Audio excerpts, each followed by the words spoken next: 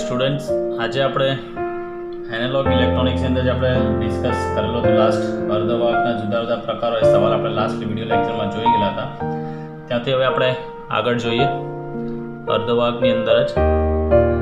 તો આજનો ક્વેશ્ચન છે પહેલો, સિલિકોનની ઇલેક્ટ્રોન સંરચના લખવાની છે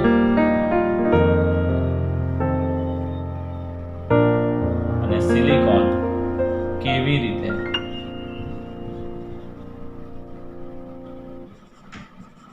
ડાયમંડ સ્ફટિક બંધારણ ધરાવે છે તે સમજાવવાનું છે. એટલે સિલિકોન હોય કે જર્મેનિયમ જે બેઝિકલી જે છે તે ડાયમંડ સ્ફટિક બંધારણ ધરાવે છે, તો કેવી રીતે ધરાવે છે તે આપણે સમજીશું.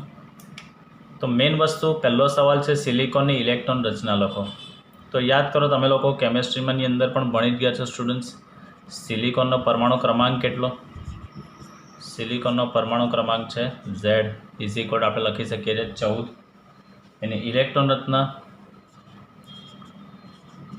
રચના એની બેઝિક રચના તમને ખબર છે 2 8 4. પહેલી કક્ષામાં 2, બીજી કક્ષામાં 8, ત્રીજી કક્ષામાં 4.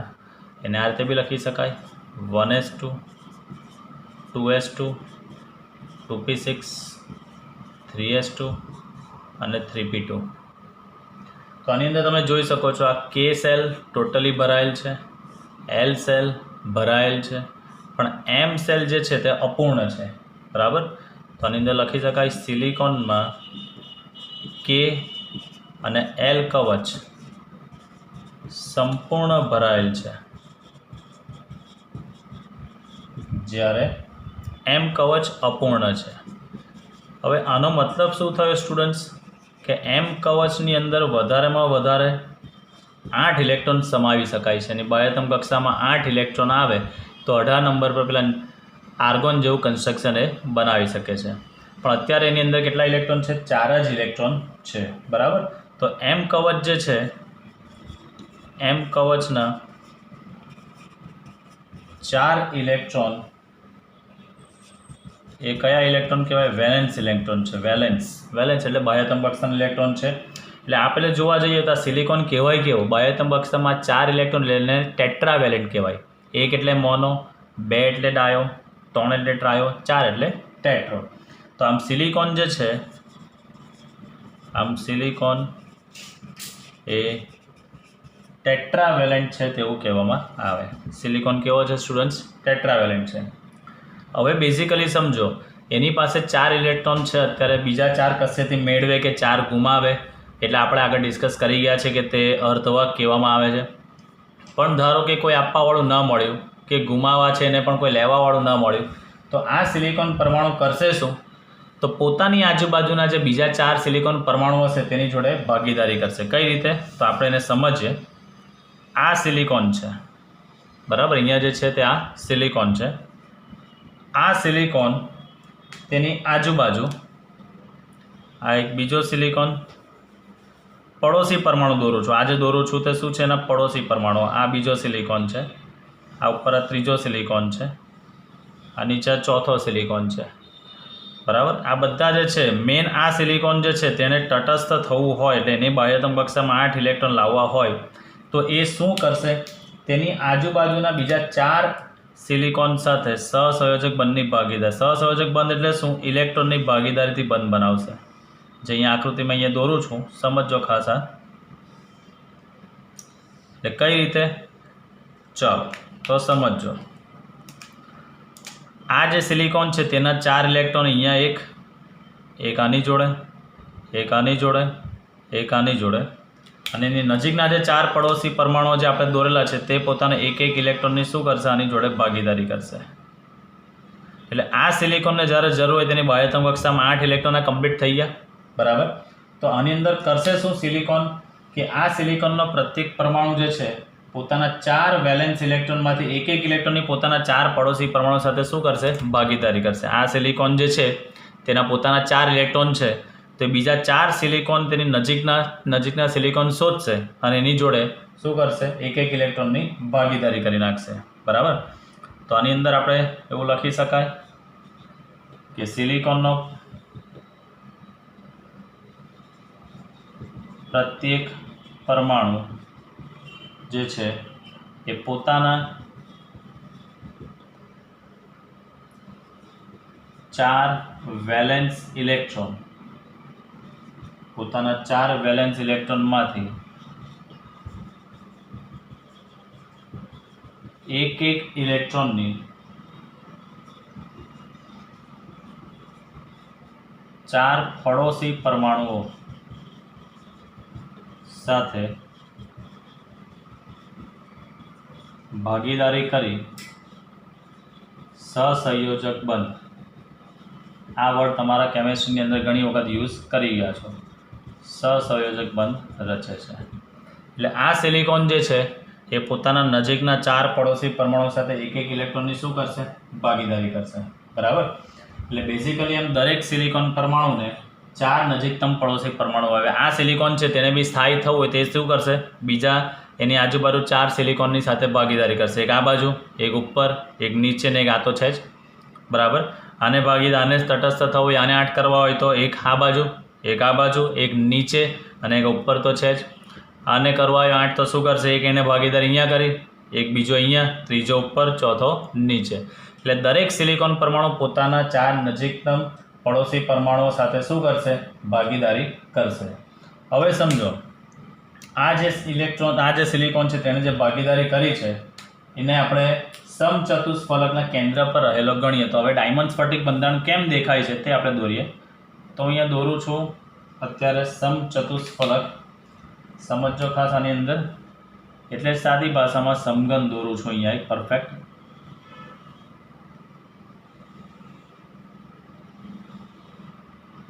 ચાલો સમજો.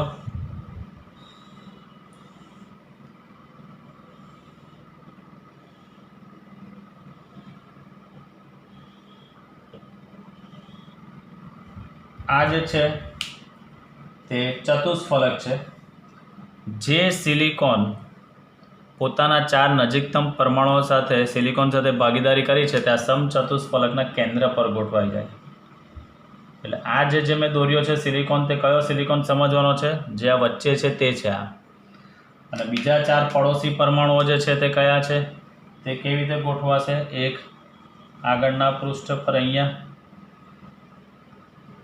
આગળના પૃષ્ઠ પર અંદર એક અહીંયા, તો એક અહીંયા ગોઠવાશે. આગળનું જે ચોરસ બને છે ને તે, અને બીજા 2 પાછળના ચોરસ પર, એટલે એક અહીંયા અને બીજો એક અહીંયા. બરાબર. આ જે દોરેલા છે તે કયા છે? પડોશી પરમાણુઓ છે. હવે એની સાથે સહસંયોજક બંધ છે, તો સહસંયોજક બંધની અહીંયા ભાગીદારી અહીંયા બતાવું છું. આ રીતે આ એક બંધ બનાવી દીધો. અહીંયા આ રીતે બંધ બનશે, અહીંયા આ રીતે, અને એક આ રીતે. તો આ જે વચ્ચે જે ડ્રો કરેલો છે સ્ટુડન્ટ્સ રેડ માર્કરથી, તે આપણો મેઇન સિલિકોન જેને તટસ્થ થવાનું છે તે આ છે. અને આ પડોશી પરમાણુઓ છે. આ જે છે તે અહીંયા પડોશી પરમાણુઓ છે. તો આની અંદર આ જે છે દોરેલું જે છે, આ પરમાણુઓ જે છે આ એક છે. એવી આગળ, પાછળ, ઉપર, નીચે, એને તમે 3 ડાયમેન્શનની અંદર તમે આગળ વધારીને જોશો તો ડાયમંડ જેવું બંધારણ તમને દેખાશે. એટલે આના પરથી કહી શકાય કે સિલિકોન જે છે એ ડાયમંડ સ્ફટિક બંધારણ ધરાવે છે. એટલે સાદી ભાષામાં જે સિલિકોન પોતાના 4 પડોશી પરમાણુઓ સાથે ભાગીદારી જે કરે છે તે સમચતુષ્ફલકના કેન્દ્ર પર ગોઠવાય, અને બાકીના 4 પડોશી પરમાણુમાંથી 2 આગળના પૃષ્ઠ પર, 2 પાછળના પૃષ્ઠ પર, આ રીતની જે રચના બનશે અને ત્રિપરિમાણમાં તમે આગળ રચનાને લઈ જાઓ અને જુઓ તો આ તમને ડાયમંડ જેવી દેખાતી હોવાથી કહી શકાય કે સિલિકોન એ ડાયમંડ સ્ફટિક બંધારણ ધરાવે છે. બરાબર. આ બધા જે છે સ્ટુડન્ટ્સ તે શું છે? સિલિકોન છે. આ બી સિલિકોન છે. આ સિલિકોન, આ સિલિકોન, આ જે છે તે પણ શું છે? સિલિકોન છે. એટલે બેઝિકલી આની અંદર આ રીતની જે ગોઠવણી છે અહીંયા લખી શકાય. આ રીતની ગોઠવણીને 3 ડાયમેન્શનમાં આગળ વધારવાથી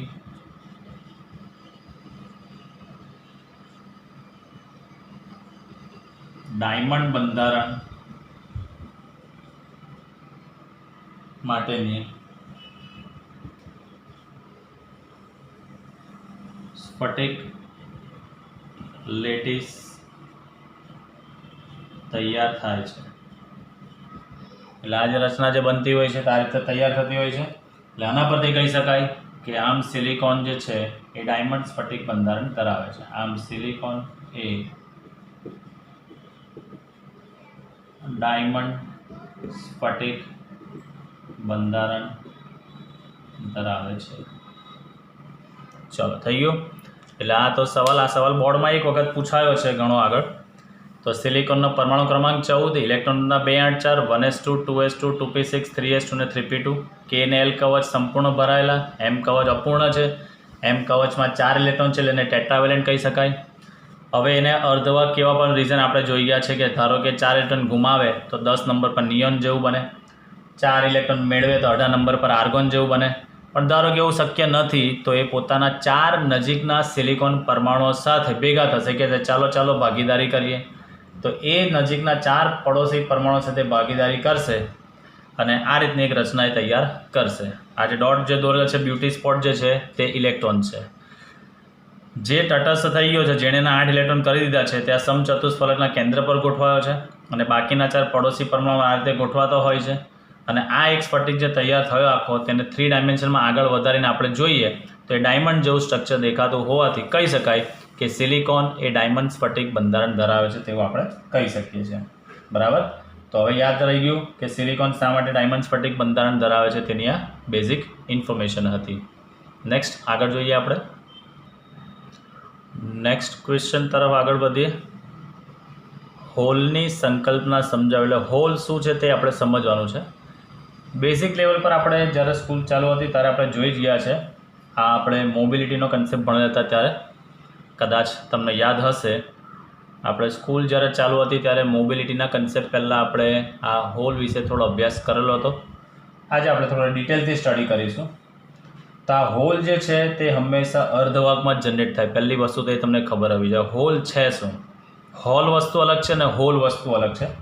એટલે બંને કન્સેપ્ટની અંદર બંને શબ્દોને ખાસ ધ્યાનથી પ્રોનાઉન્સ કરવાના। મેઇન વસ્તુ આપણે આગળ જોઈ ગયા છે સ્ટુડન્ટ્સ કે નિરપેક્ષ શૂન્ય તાપમાને, ખાસ સમજો, નિરપેક્ષ શૂન્ય તાપમાને જે શુદ્ધ અર્ધવાહક હોય એટલે કે સિલિકોન કે જર્મેનિયમ એની અંદર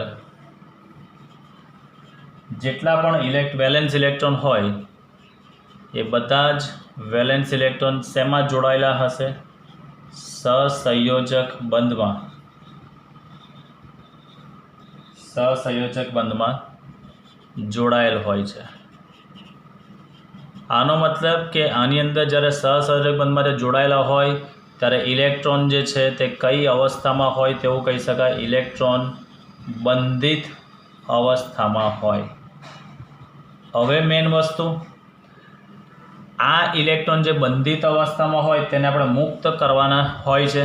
એટલે બંધિત અવસ્થામાં હોય એટલે સ્વાભાવિક વસ્તુ છે કે મુક્ત અવસ્થામાં હોય તો જ પ્રવાહનું વહન થાય। એટલે નિરપેક્ષ શૂન્ય તાપમાને કોઈ પણ અર્ધવાહક જે છે તે અવાહક તરીકે જ વર્તે છે।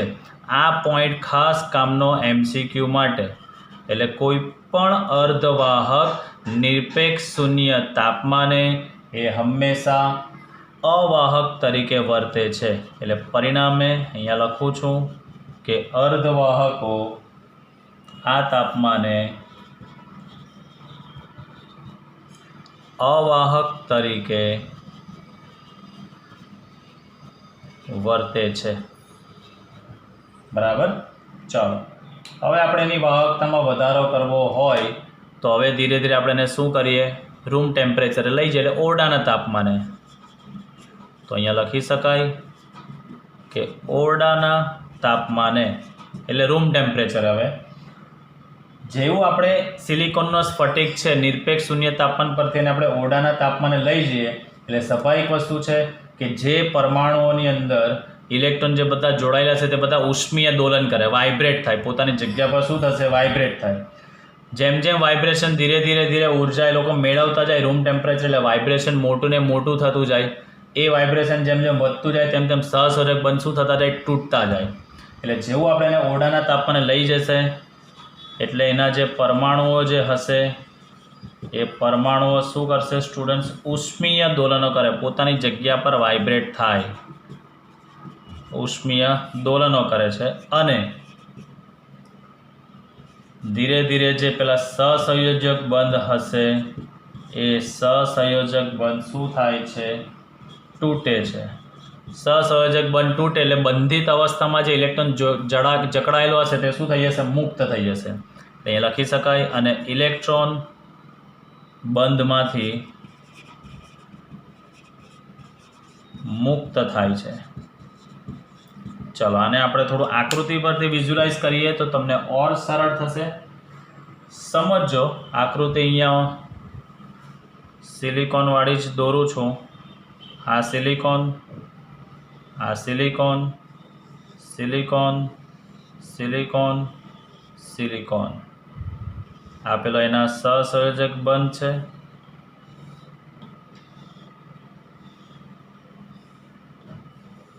ચલો સમજો ખાસ આની અંદર આ જે બધા જે સ્ટુડન્ટ્સ દોરેલા છે તે અહીંયા આ સિલિકોન છે અને એની અંદર ઇલેક્ટ્રોન જે છે આ ઇલેક્ટ્રોન એક આનો ઇલેક્ટ્રોન એટલે આ સિલિકોન આ બધા સાથે પેલી ભાગીદારી કરેલ છે. આગળના જ સવાલની આકૃતિ જેવી જ છે.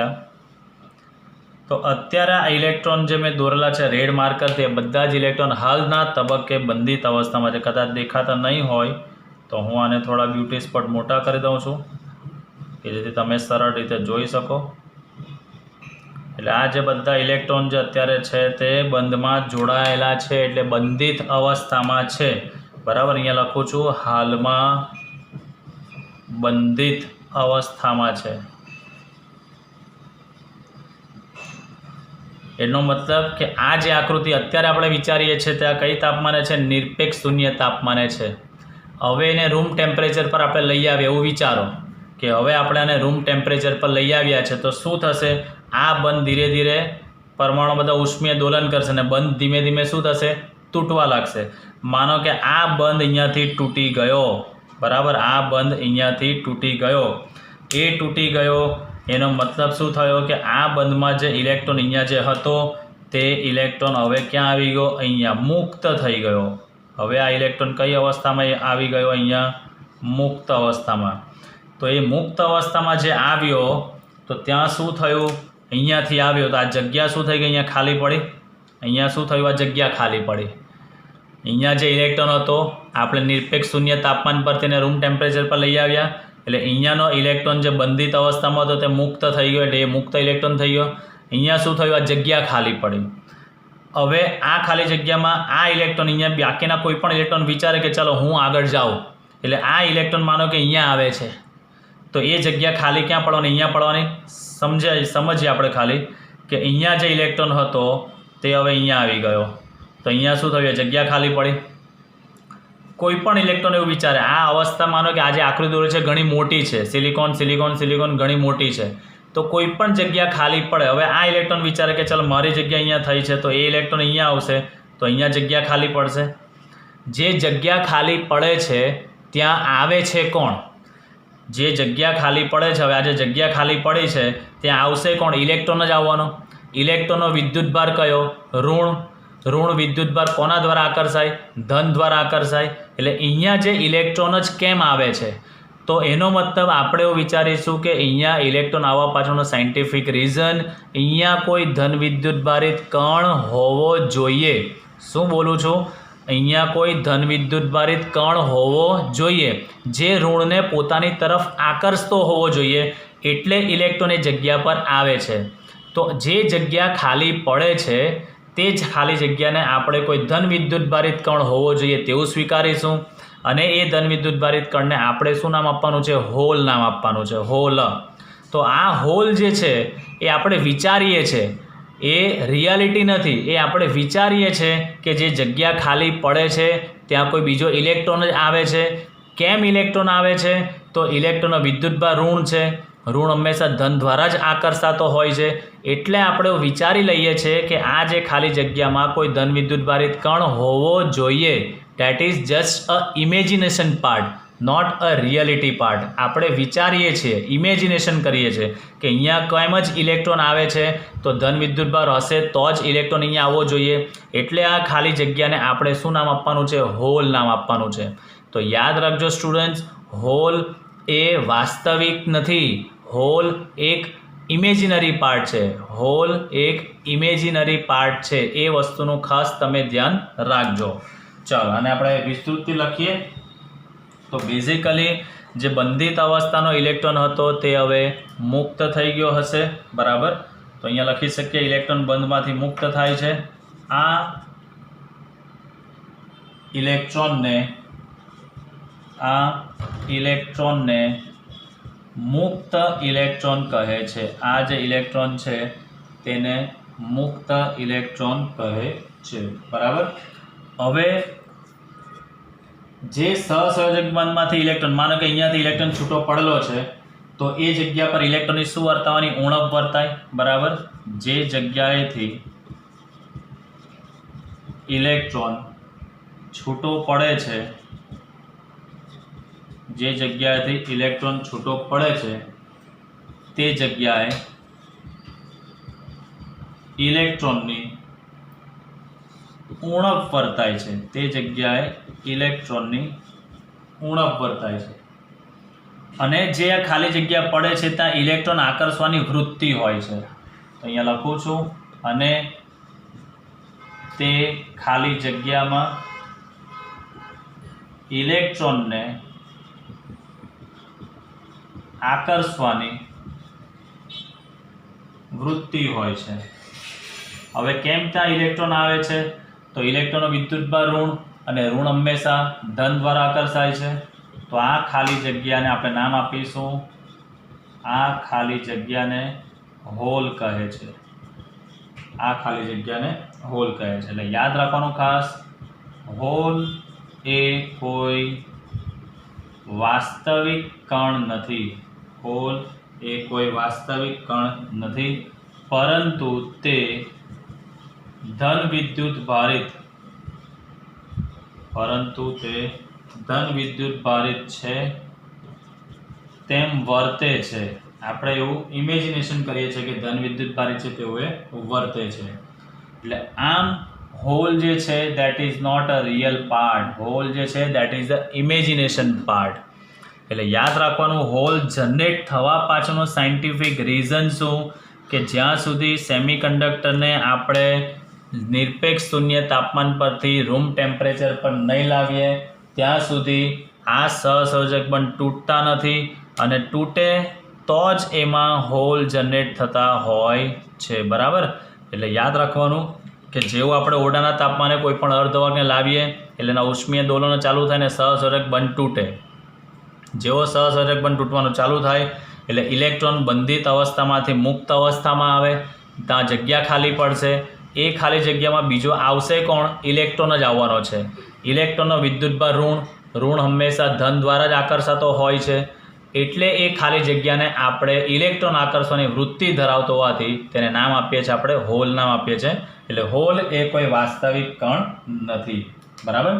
હવે ખાસ અહીંયા એક પોઈન્ટ લખું છું જે MCQ માટે એન્ટ્રન્સ લેવલ પર ખાસ કામ લાગશે, કે રૂમ ટેમ્પરેચરે આપણા સિલિકોન હોય કે જર્મેનિયમ હોય, એ સિલિકોનને તમારે સહસંયોજક બંધમાંથી સિલિકોનમાં સહસંયોજક બંધમાંથી ઇલેક્ટ્રોનને મુક્ત થવા જરૂરી ઉર્જા આપવી પડે તમારે. કેટલી? 1.1 ઇલેક્ટ્રોન વોલ્ટ. અને જર્મેનિયમ માટે તે ઉર્જા 0.72 ઇલેક્ટ્રોન વોલ્ટ છે. સિલિકોન માટે 1.1 અને જર્મેનિયમ માટે 0.72. આ મૂલ્ય ફિક્સ છે, તમારે એન્ટ્રન્સ લેવલ પર યાદ રાખવા જરૂરી છે. સિલિકોન માટે 1.1 અને જર્મેનિયમ માટે 0.72. એટલે આને તમે રૂમ ટેમ્પરેચર પર લાવો છો તો આ ઇલેક્ટ્રોન સિલિકોન માટેનો હોય તો એને કેટલી ઉર્જા આપવી જરૂરી છે? કેટલી ઉર્જા મેળવવી જોઈએ? 1.1. અને જર્મેનિયમ હોય તો કેટલી હોવી જોઈએ? 0.72 જેવી આ ઉર્જાને મળી જાય આટલી ઉર્જા એટલે તાત્કાલિક એમની અંદરથી ઇલેક્ટ્રોન બંધિત અવસ્થામાંથી મુક્ત અવસ્થામાં આવી જતો હોય છે. તો આ રીતે હોલનું નિર્માણ થતું હોય છે. ક્લિયર? આ રીતે હોલનું નિર્માણ થતું હોય છે. હવે આ ઇલેક્ટ્રોન તો આપણને ખબર જ છે કે that is a real part અને હોલ જે છે that is a imaginary part.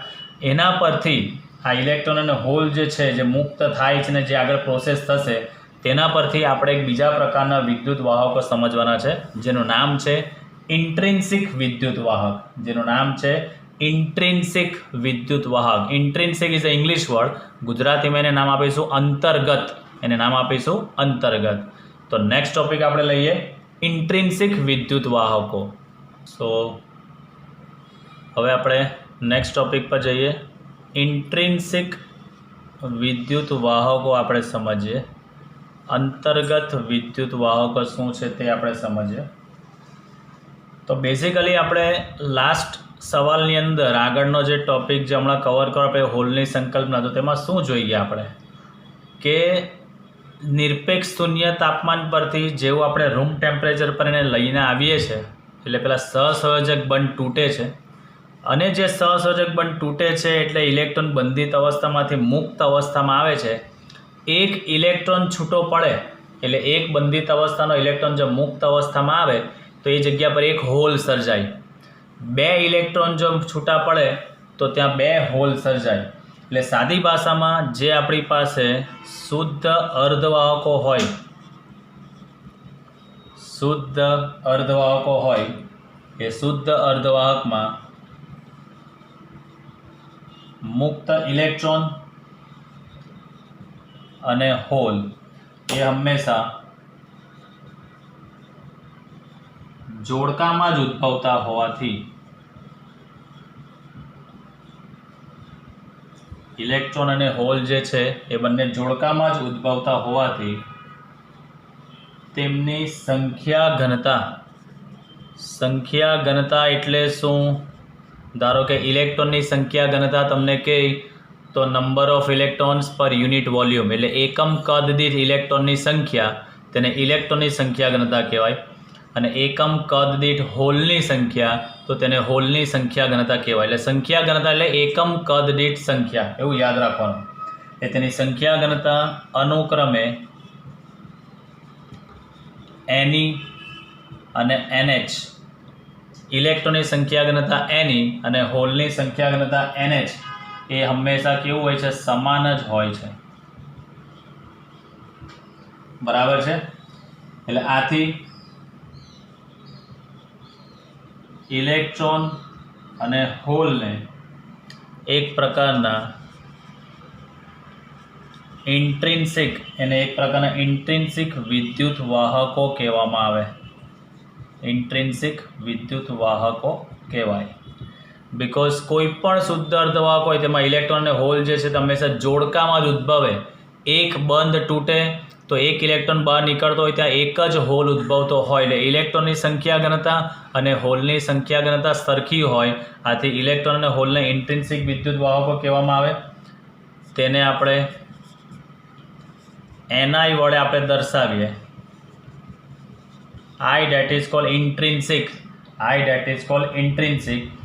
તો યાદ રાખવાનું શુદ્ધ ઇન્ટ્રિન્સિક પ્રકારના વિદ્યુત વાહકો હોય તો અહીંયા લખી શકાય શુદ્ધ અર્ધવાહકો માટે ઇન્ટ્રિન્સિક Ni that is equal to ઇલેક્ટ્રોનની સંખ્યા ઘનતા that is equal to હોલની સંખ્યા ઘનતા. તો જેમાં ઇલેક્ટ્રોન અને હોલની સંખ્યા ઘનતા સરખી હોય તેને તમે ઇન્ટ્રિન્સિક કહી શકતો હોવ છો, તેને તમે અંતર્ગત કહી શકો છો. હવે આપણે એવું ભણી ગયેલા હતા કે જેમ તાપમાન વધારવામાં આવે તેમ અર્ધવાહકની વાહકતામાં વધારો થતો હોય છે અને એની અવરોધકતા ઘટતી હોય છે.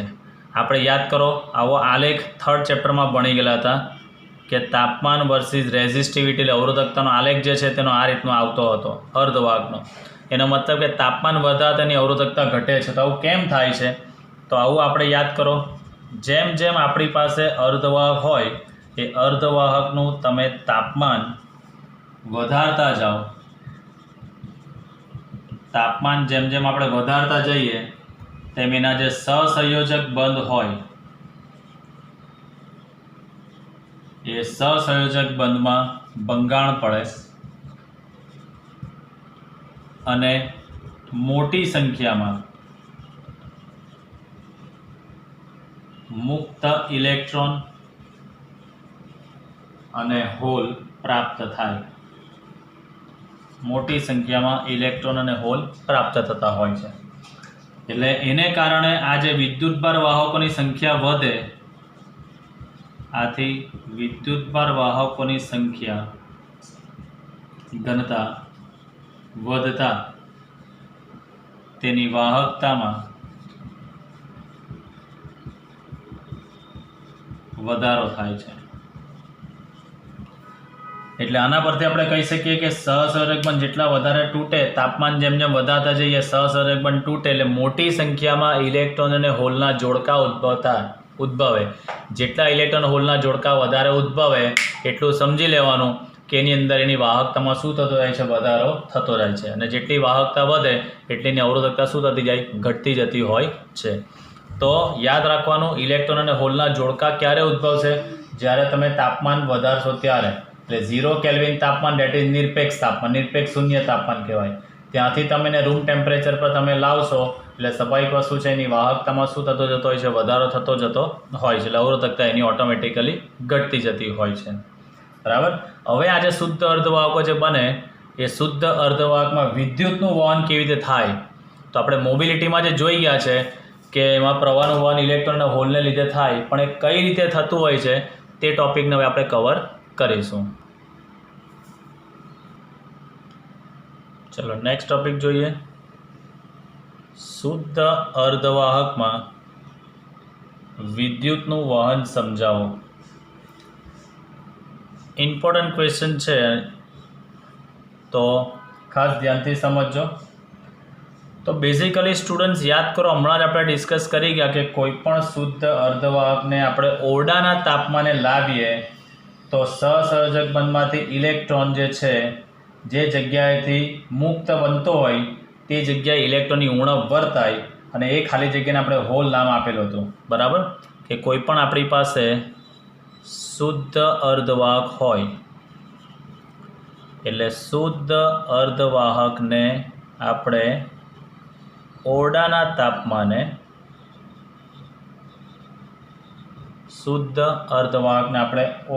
તાપમાને લાવતા જે સહસંયોજક બંધ હોય એ સહસંયોજક બંધમાંથી ઇલેક્ટ્રોન જે જગ્યાએથી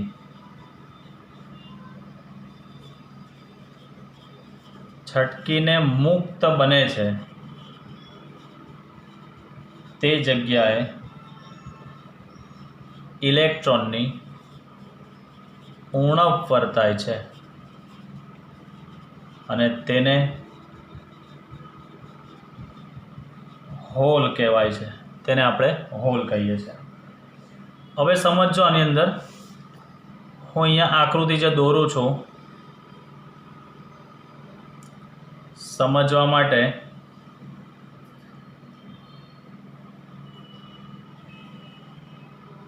ચલો આ જે દોરું છું અહીંયા સિલિકોન છે,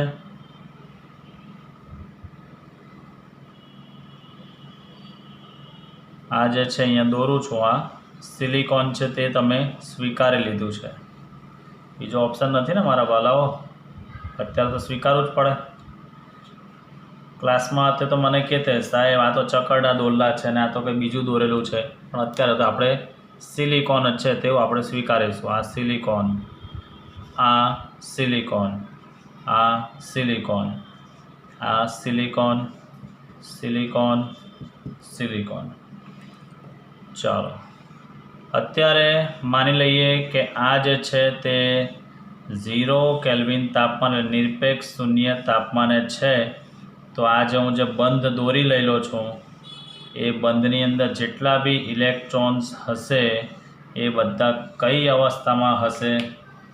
જો પેલો કંઈ મુક્ત અવસ્થામાં, મારા વાલા એ હશે બધા અહીંયા બંધિત અવસ્થામાં હશે. તો અત્યારે આ ઇલેક્ટ્રોન બધા બંધમાં જકડાયેલા છે। આ બધા જ ઇલેક્ટ્રોન જે છે અત્યારે બંધિત અવસ્થામાં જકડાયેલા છે।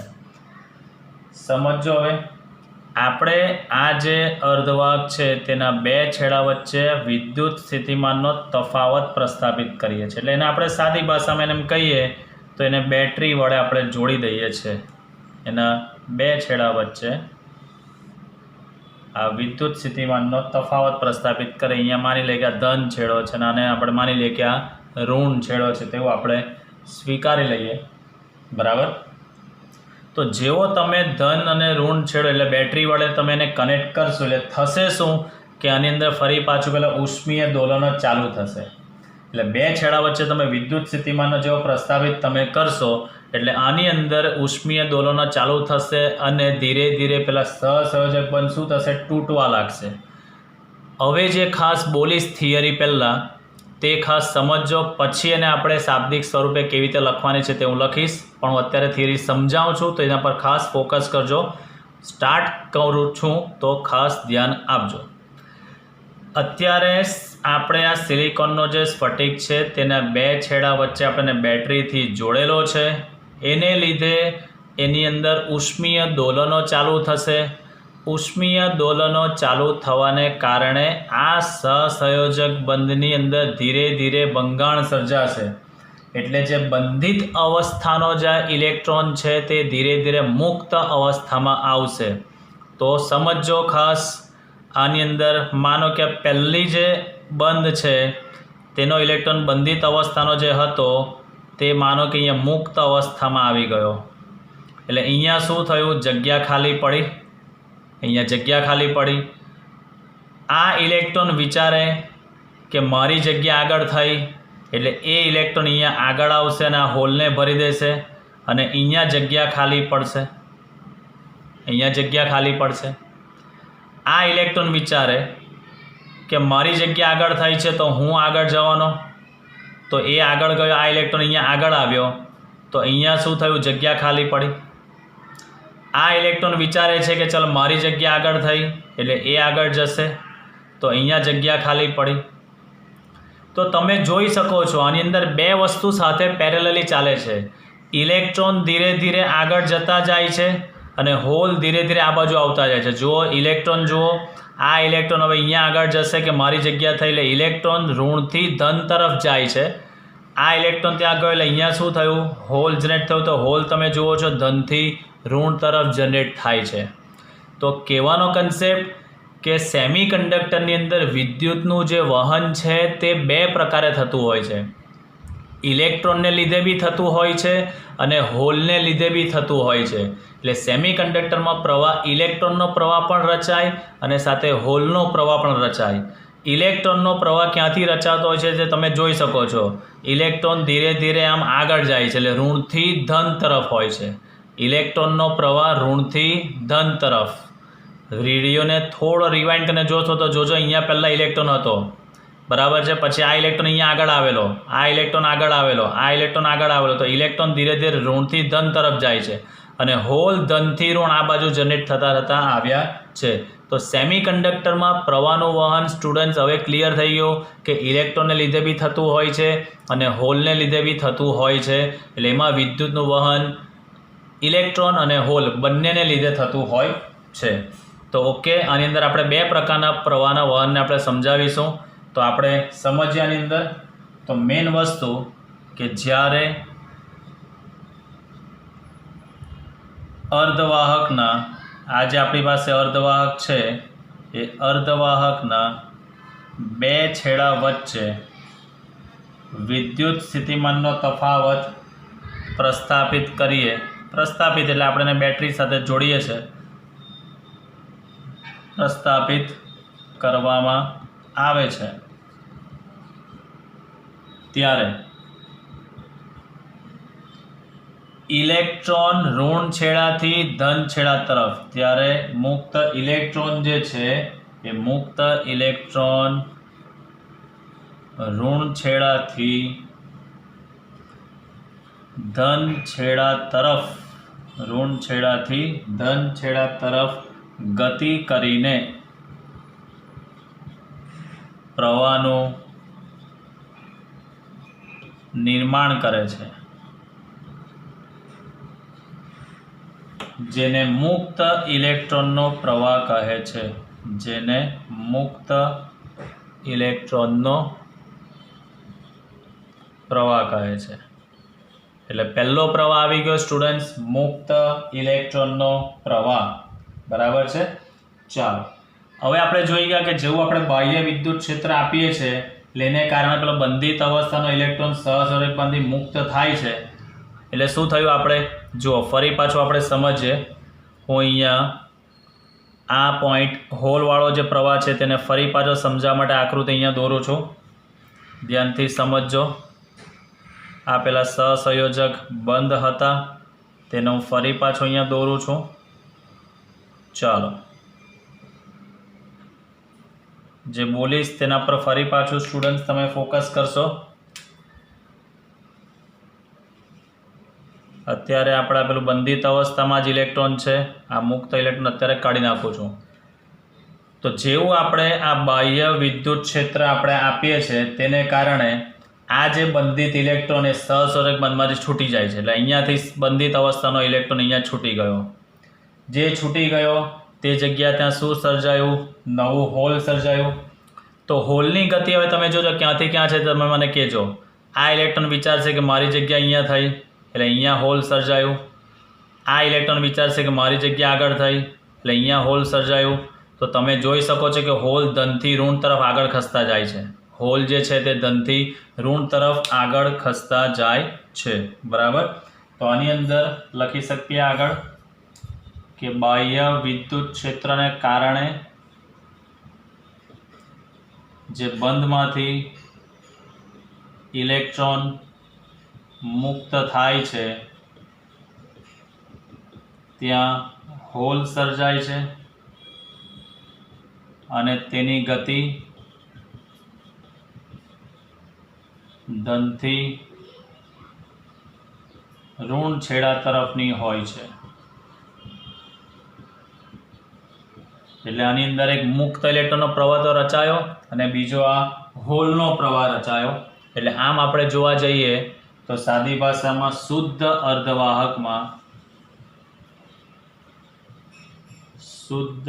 અર્ધવાહકમાં વિદ્યુતનું વહન બે પ્રકારે થાય છે. વિદ્યુતનું વહન બે પ્રકારે થાય છે. પહેલું લખી શકાય મુક્ત ઇલેક્ટ્રોનનો પ્રવાહ અને બીજું તમે લખી શકો છો હોલનો પ્રવાહ. મુક્ત ઇલેક્ટ્રોનનો પ્રવાહ અને હોલનો પ્રવાહ. હોલનો પ્રવાહ એટલે બંધિત ઇલેક્ટ્રોન જ આવે છે. અહીંયા હોલ સર્જાયો તો અહીંયા જે બંધિત અવસ્થાનો ઇલેક્ટ્રોન હતો તે જ આગળ આવે છે ને.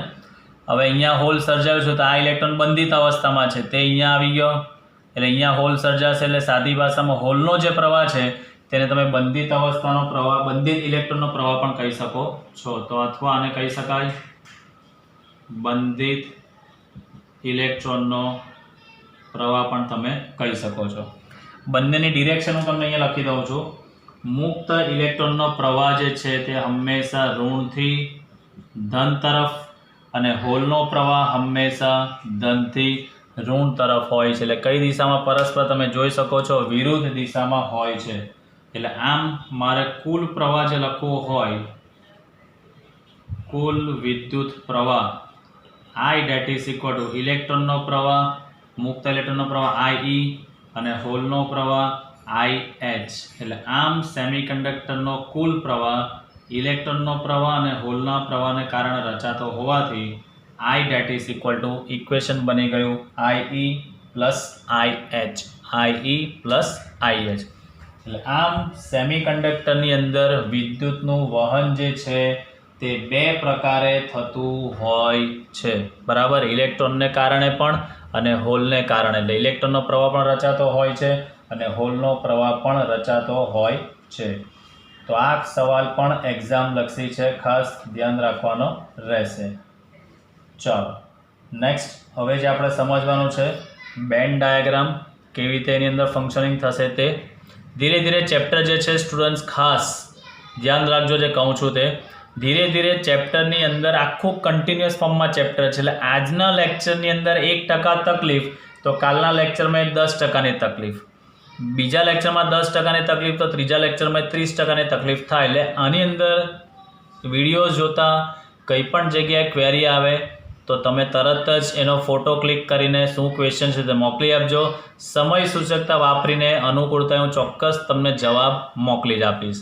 તો ખાસ ધ્યાન રાખજો, આ ચેપ્ટર ઘણું અગત્યનું છે અને કન્ઝિક્યુટિવ ચેપ્ટર છે એટલે ખાસ ધ્યાનથી આપણે સમજીશું.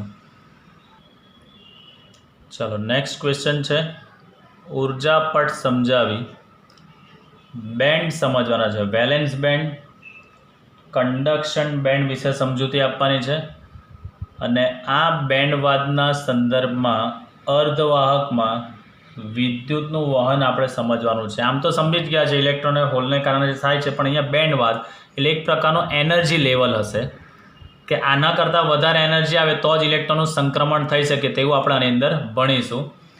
તો બેઝિકલી આ જે છે ઉર્જા પટની અંદર કઈ રીતનું ફંક્શન છે તે આપણે સમજો.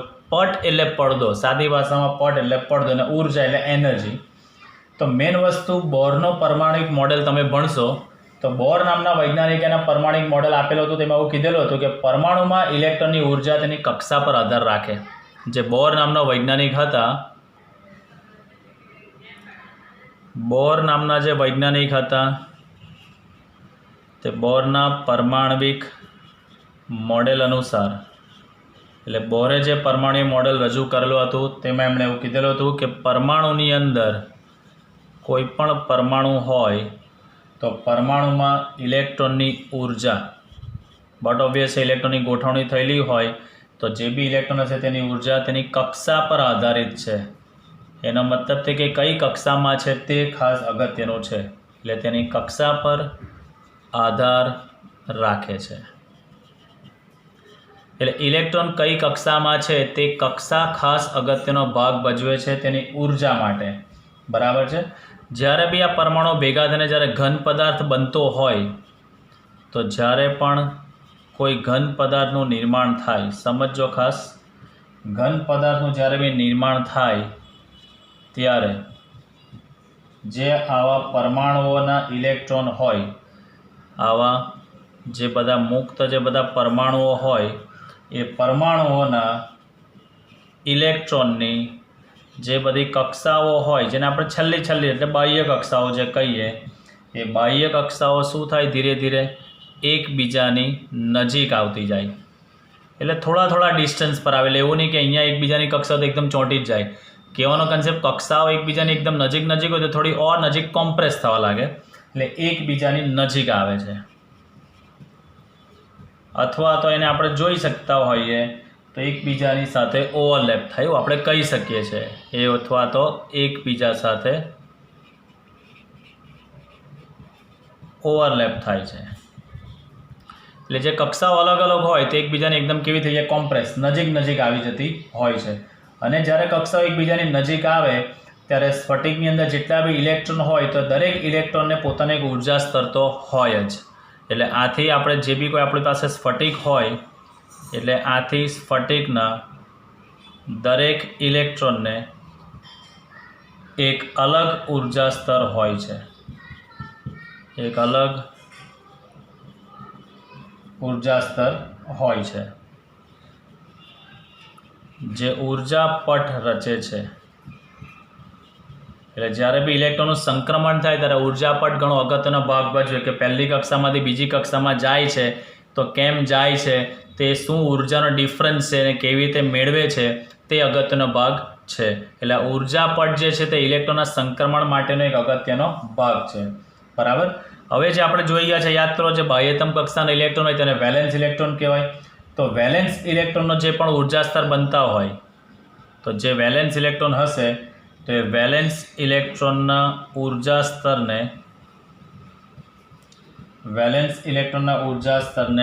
આપણે નામ આપીશું વેલેન્સ બેન્ડ. એને આપણે વેલેન્સ બેન્ડ કહેવાય છે. અને વેલેન્સ બેન્ડની ઉપર એક બીજો બેન્ડ બનશે તેને આપણે કંડક્શન બેન્ડ કહીશું, જે આપણે સમજીશું શું છે તે. અને તેના ઉપરના ઉર્જા સ્તરને કંડક્શન બેન્ડ કહે છે. કંડક્શન બેન્ડ કહે છે. એટલે એક બનશે વેલેન્સ બેન્ડ અને બીજો બનશે કંડક્શન બેન્ડ. આ બેન્ડ ક્યારે રચાતા હોય છે કે જ્યારે પણ કોઈ પરમાણુ હોય તો તેની અંદર ઘણા બધા ઇલેક્ટ્રોન હોય. એ ઇલેક્ટ્રોન કઈ કક્ષામાં છે તે કક્ષાના આધારે આખા ઉર્જા સ્તરનું નિર્માણ થતું હોય છે. અને પરમાણુમાંથી જ્યારે બી આખો પદાર્થ બનતો હોય છે ત્યારે કક્ષાઓ એકબીજાની એકદમ નજીક કોમ્પ્રેસ થઈ જાય, ઓવરલેપ થાય. એટલે ઓવરલેપ થાય એટલે દરેક ઇલેક્ટ્રોન કઈ કક્ષામાં છે તે કક્ષાના આધારે પોતે એક ઉર્જાનું સ્તર બનાવે કે મારી પાસે આટલી ઉર્જા છે, મારે આ સંક્રાંતિ કરવી હોય તો મને મિનિમમ આટલી ઉર્જા જોઈશે. તે પ્રકારનું એક ઉર્જાનું સ્તર બનાવે. એ સ્તરને આપણે નામ આપીશું વેલેન્સ બેન્ડ અને કંડક્શન બેન્ડ, એવા આપણે નામ આપવાના છે. હવે આખું આપણે આજે સમજવાનું છે બેન્ડ શું છે તે હવે વિદ્યુતનું વહન હવે આપણે સમજીએ, પણ એ પહેલાં આપણે હજી બી આગળ ડિસ્કસ કરીએ. થોડું સિલિકોનનું ઉદાહરણ લઈએ અને આ બેન્ડનું કેવી રીતે નિર્માણ થાય છે તે આપણે સમજીએ પહેલાં. તો આ જે આખી સમગ્ર ઘટના જે છે તે આપણે સિલિકોનના ઉદાહરણ દ્વારા સમજીએ. સિલિકોનના ઉદાહરણ વડે સમજતા. ચાલો હવે મને તમારે જ જવાબ આપવાનો છે સ્ટુડન્ટ્સ કે સિલિકોનની અંદર પરમાણુ ક્રમાંક એનો કેટલો છે? 14. ઇલેક્ટ્રોન રચના છે 2, 8 અને 4. બરાબર છે, ખાસ સમજો. હવે થિયરી જે છે ઘણી લાંબી છે પણ હું શોર્ટમાં લખીશ. સિલિકોન તો એનો પરમાણુ ક્રમાંક છે આપણી પાસે 14. ઇલેક્ટ્રોન રચના 1s2, 2s2, 2p6, 3s2 અને 3p2. K સેલ સંપૂર્ણ ભરાયેલ, L સેલ સંપૂર્ણ ભરાયેલ, M સેલ એનું અપૂર્ણ છે. તો એની બાહ્યતમ કક્ષામાં કેટલા ઇલેક્ટ્રોન છે? 4 ઇલેક્ટ્રોન અત્યારે છે. એની બાહ્યતમ કક્ષામાં કેટલા ઇલેક્ટ્રોન છે? 4 ઇલેક્ટ્રોન છે. બરાબર. હવે ખાસ સમજો, એની બાહ્યતમ કક્ષામાં વધુમાં વધુ કેટલા ઇલેક્ટ્રોન સમાવી શકાય છે? એની બાહ્યતમ કક્ષામાં વધુમાં વધુ 8 ઇલેક્ટ્રોન સમાવી શકાય છે. તો અહીંયા લખું છું, એની બાહ્યતમ કક્ષામાં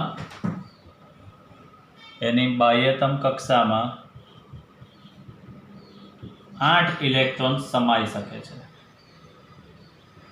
હવે સમજો, જો એક સિલિકોન હોય તો એની બાહ્યતમ કક્ષામાં 8 ઇલેક્ટ્રોન સમાઈ શકે. 2 સિલિકોન હોય તો 8 દુ 16 ઇલેક્ટ્રોન સમાવી શકાય. 3 સિલિકોન હોય તો 8 તાલી 24 ઇલેક્ટ્રોન સમાવી શકાય. માનો કે n સિલિકોન હોય તો કેટલા ઇલેક્ટ્રોન સમાવી શકાય? 8 ઇલેક્ટ્રોન સમાવી શકાય. બરાબર. તો બેઝિકલી આ જે 8n જે છે એટલા શું બને? એના કુલ ઉર્જા સ્તર બનતા હોય. ધારો કે હું સિલિકોનની આખો સ્ફટિક તૈયાર થાય છે, તેમાં n પરમાણુઓ છે, મને ખબર નથી કેટલા છે તો હું ધારી દઉં છું n છે. 1 હોય તો એમાં 8 ઇલેક્ટ્રોન આવે, 2 હોય તો 16 આવે, તો n હોય તો કેટલા ઇલેક્ટ્રોન આવે? 8n સમાતા હોય છે. બરાબર. આ 8n જે ઉર્જા સ્તર જે છે, આ 8n તેના શું બનતા હોય? કુલ ઉર્જા સ્તર.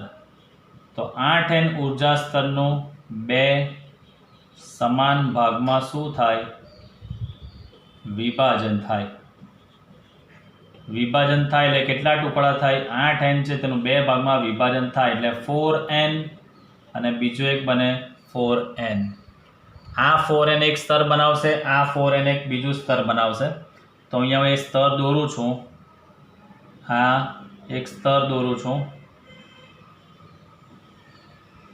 એટલે આ એક ઉર્જા સ્તર બની ગયું, વચ્ચે થોડો ગેપ, અને નીચે આ બીજું એક 4n ઉર્જા સ્તર બનાવું છું. પરીક્ષામાં જ્યારે આકૃતિ દોરો ત્યારે લાઇનનું એલાઇનમેન્ટ ખાસ સરખું હોય તેની તમારે કાળજી રાખવાની છે. આ જે એક 4n જે છે તે એક બેન્ડનું નિર્માણ કરશે. તે બેન્ડને કહેવામાં આવે છે, ઉપર જે છે તેને કંડક્શન બેન્ડ કહેવામાં આવે, અને નીચે જે છે તેને કહેવામાં આવે છે વેલેન્સ બેન્ડ. આ વેલેન્સ બેન્ડ જે છે તે ફ્રી પેલા મુક્ત ઇલેક્ટ્રોનથી ભરાયેલું હોય છે. તો વેલેન્સ બેન્ડ જે છે તે સંપૂર્ણ ઇલેક્ટ્રોનથી કેવું હોય છે ભાઈ? ભરાયેલું હોય છે. વેલેન્સ બેન્ડ જે છે તે સંપૂર્ણ ઇલેક્ટ્રોનથી ભરાયેલું હોય છે. બરાબર. હવે ખાસ સમજો, મેઇન વસ્તુ, આ ઇલેક્ટ્રોનને વેલેન્સ બેન્ડમાંથી કંડક્શન બેન્ડમાં જવું હોય. આ કંડક્શન બેન્ડની એનર્જી લેવલને હું EC થી કહું છું, વેલેન્સ બેન્ડના એનર્જી સ્તરને હું EV થી કહું છું. તો મેઇન વસ્તુ, 0 કેલ્વિન તાપમાન એટલે નિરપેક્ષ શૂન્ય તાપમાને, આ જે ડાયાગ્રામ જે દોરેલો છે સ્ટુડન્ટ્સ તે નિરપેક્ષ શૂન્ય તાપમાને છે. નિરપેક્ષ શૂન્ય તાપમાને કોઈ પણ સેમિકન્ડક્ટરનો વેલેન્સ બેન્ડ સંપૂર્ણ ભરાયેલો હોય છે અને કન્ડક્શન બેન્ડ સંપૂર્ણ ખાલી હોય છે. જ્યાં સુધી ઇલેક્ટ્રોનનું વેલેન્સ બેન્ડમાંથી કન્ડક્શન બેન્ડમાં સંક્રમણ ન થાય, આ ઇલેક્ટ્રોન વેલેન્સ બેન્ડમાંથી સંક્રમણ પામીને કન્ડક્શન બેન્ડમાં ન જાય, ત્યાં સુધી સેમિકન્ડક્ટરમાં પ્રવાહનું નિર્માણ શક્ય નથી. તો 0 કેલ્વિન તાપમાને આ પરિસ્થિતિ ફિક્સ છે કે વેલેન્સ બેન્ડ જ ભરાયેલો હોય ને કન્ડક્શન બેન્ડ સંપૂર્ણ ખાલી હોય. એટલે 0 કેલ્વિન તાપમાને કોઈ પણ અર્ધવાહક એ અવાહક તરીકે જ વર્તતો હોય છે. તેનું આ સાયન્ટિફિક રીઝન છે કે 0 કેલ્વિન તાપમાને વેલેન્સ બેન્ડના ઇલેક્ટ્રોન કન્ડક્શન બેન્ડમાં સંક્રમણ કરી શકતા નથી. 0 કેલ્વિન તાપમાને વેલેન્સ બેન્ડના ઇલેક્ટ્રોન કન્ડક્શન બેન્ડમાં સંક્રમણ કરી શકતા નથી. હવે આ બંને ઉર્જા સ્તરની વચ્ચે મેં તમને કીધું અહીંયા ગેપ આવેલો હોય છે. આ જે ગેપ છે તે ગેપનું નામ છે ફોરબિડન ગેપ. તેનું નામ છે, એક પ્રકારનું નાનું ઉર્જા સ્તર જેવું જ હોય છે ફોરબિડન ગેપ, પણ એમાં એટલો ઉર્જા સ્તર જેવું કંઈ એટલું હોતું નથી, માઇનોર લેવલ પર હોય છે. આ બંને સ્તરની વચ્ચે એક ફોરબિડન ગેપ હોય છે. તો આ ગેપની અંદર બી જે સેમિકન્ડક્ટર હોય તો એની અંદર ઉર્જાનું સ્તર લેસ ધેન 3 ઇલેક્ટ્રોન વોલ્ટ હોય છે, લેસ ધેન 3 ઇલેક્ટ્રોન વોલ્ટ. આનો મતલબ કે વેલેન્સ બેન્ડના ઇલેક્ટ્રોનને કન્ડક્શન બેન્ડમાં સંક્રમણ કરાવવું હોય તો એને અપ ટુ 3 ઇલેક્ટ્રોન વોલ્ટ જેટલી ઉર્જા તેને મળવી જ જોઈએ. એ ઉર્જા મળે તો જ વેલેન્સ બેન્ડના ઇલેક્ટ્રોન કન્ડક્શન બેન્ડમાં સંક્રમણ કરી શકે છે. બરાબર. અને એ ઉર્જા એ મેળવવા માટે તેને 0 કેલ્વિન તાપમાન પરથી ક્યાં લઈ જવામાં આવશે? રૂમ ટેમ્પરેચર પર લઈ જવામાં આવશે. જેવું રૂમ ટેમ્પરેચર પર આપણે લઈ જઈશું એટલે વેલેન્સ બેન્ડના ઇલેક્ટ્રોન જે છે તે ઉર્જા મેળવીને વેલેન્સ બેન્ડમાંથી કન્ડક્શન બેન્ડમાં ઇલેક્ટ્રોનનું સંક્રમણ ચાલુ થઈ જતું હોય છે. બરાબર. તો મેઇન વસ્તુ, ઇલેક્ટ્રોન વેલેન્સ બેન્ડમાંથી કન્ડક્શન બેન્ડમાં સંક્રમણ પામે તો જ એમાં પ્રવાહનું નિર્માણ થતું હોય છે. અને આપણે આગળ જોઈ જ ગયા છે આગળના એક સવાલમાં કે ઇલેક્ટ્રોનને સંક્રમણ કરવું હોય તો સિલિકોન માટે કેટલી ઉર્જા જોઈએ, જે આપણે લખેલું જ હતું યાદ કરો, 1.11 કે 1.12 ઇલેક્ટ્રોન વોલ્ટ આ સિલિકોન માટે, અને જર્મેનિયમ જો હોય તો 0.72 ઇલેક્ટ્રોન વોલ્ટ જેટલું હોય છે આ જર્મેનિયમ માટે, અને આ જે છે તે સિલિકોન માટે. એટલે રૂમ ટેમ્પરેચર પર આ વેલેન્સ બેન્ડના ઇલેક્ટ્રોન આટલી ઉર્જા મેળવી લે એટલે એનું વેલેન્સ બેન્ડમાંથી કન્ડક્શન બેન્ડમાં સંક્રમણ ચાલુ થઈ જતું હોય છે. એટલે આમ ઇલેક્ટ્રોનને ફોરબિડન ગેપ કરતાં જો વધારે ઉર્જા મેળવે કે ઉર્જા એને આપવામાં આવે તો વેલેન્સ બેન્ડમાંથી છટકીને કન્ડક્શન બેન્ડમાં જાય અને વિદ્યુત પ્રવાહનું નિર્માણ ચાલુ થતું હોય છે. એક ઇલેક્ટ્રોન આગળ જાય તો અહીંયા એક હોલ નિર્માણ તો પામવાનો જ છે, કારણ કે આપણે જોઈ ગયા છે આગળ ઇન્ટ્રિન્સિકની અંદર ઇલેક્ટ્રોન અને હોલની સંખ્યા ઘનતા કેવી હોય છે? સરખી જ જોવા મળતી હોય છે. એટલે આમ અર્ધવાહકમાં કન્ડક્શન બેન્ડમાં ઇલેક્ટ્રોનની ગતિ થાય અને વેલેન્સ બેન્ડમાં હોલની ગતિ થાય, કારણ કે અહીંયાથી ઇલેક્ટ્રોન ઉપર જાય એટલે કન્ડક્શન બેન્ડમાં ઇલેક્ટ્રોન જાય તો વેલેન્સ બેન્ડમાં હોલ સર્જાય. એટલે લાસ્ટ લાઇન જે બોલું છું તે ખાસ સમજજો. અર્ધવાહકમાં કન્ડક્શન બેન્ડમાં ઇલેક્ટ્રોનની ગતિ અને વેલેન્સ બેન્ડમાં હોલની ગતિને કારણે પ્રવાહનું નિર્માણ થતું હોય છે. કન્ડક્શન બેન્ડમાં ઇલેક્ટ્રોનની ગતિને કારણે અને વેલેન્સ બેન્ડમાં હોલની ગતિને કારણે વિદ્યુત પ્રવાહનું નિર્માણ થતું હોય છે. તો આ રીતે બેન્ડવાદના સંદર્ભમાં અર્ધવાહકમાં વિદ્યુતનું વહન આ રીતે થતું હોય છે. બરાબર. તો આ લાસ્ટ વિડીયો લેક્ચર્સને ખાસ ધ્યાનથી સમજીને આ તમારે કમ્પ્લીટ કરવાનું છે, કારણ કે આના આધારે આપણે આગળના ચેપ્ટર્સને ખાસ સમજવાનું છે. તો વિદ્યુતનું વહન આપણે આગળ જોઈ ગયા, ઇલેક્ટ્રોનને કારણે બી થાય અને હોલને કારણે બી થતું હોય છે.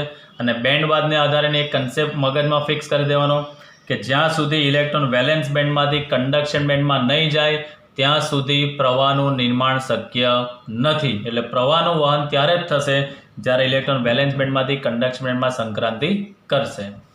તો ખાસ આજના વિડીયો લેક્ચર્સને ધ્યાનથી સમજીને વ્યવસ્થિતતાથી સમજજો.